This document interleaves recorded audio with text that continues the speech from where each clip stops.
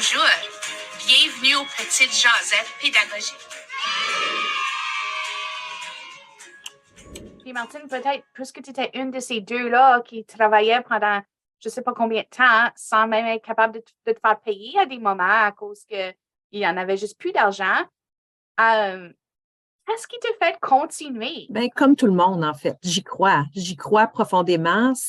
Pour moi, ça se pouvait pas. Puis, moi, j'étais l'employé, mais il faut pas oublier que tu as des membres du conseil d'administration qui t'appuient puis qui sont bénévoles, qui font ça aussi pour l'association. Tu as des partenaires qui sont là, qui aussi donnent de leurs ressources, donc, puis nos membres, puis le personnel éducateur, que la FCO a été créée pour valoriser un secteur. Alors, comment moi, je pouvais partir puis dire aux autres de rester, c'était inconcevable. Aussi, de nature, j'aime mieux voir le verre à moitié plein qu'à moitié vide, mais on avait vraiment une raison d'être. Parler concrètement de qu'est-ce qui est ressorti comme plan à cette rencontre-là?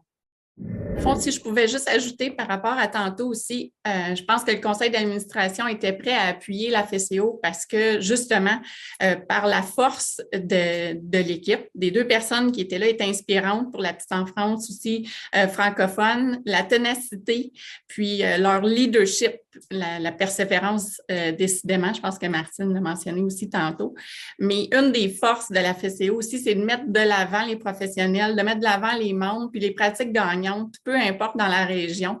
Puis je pense que ça, c'était la force aussi pour pouvoir faire grandir les services de garde autour de la province pour aller chercher les pratiques gagnantes, les personnes qui avaient des idées avant-gardistes pour justement mettre en pratique soit des nouveaux documents ou du ministère ou les nouvelles exigences. Ça a toujours été la force de la FCO de prendre une idée puis de savoir comment l'apporter aux membres ou aux gens pour qu'ils en bénéficient puis avec d'autres idées ou faire grandir justement la profession, faire grandir les organismes. Puis je pense que la FCO, la francophonie, c'est quelque chose qui est important, c'est tatoué sur le cœur, c'est partout lorsqu'ils se promènent justement, puis qui mobilisent les services de garde, puis qui essaient de passer leur message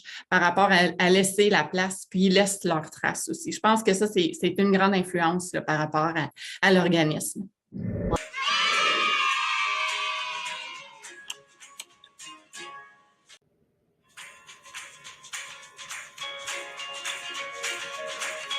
Bonjour, bienvenue aux Petites Jasettes pédagogiques.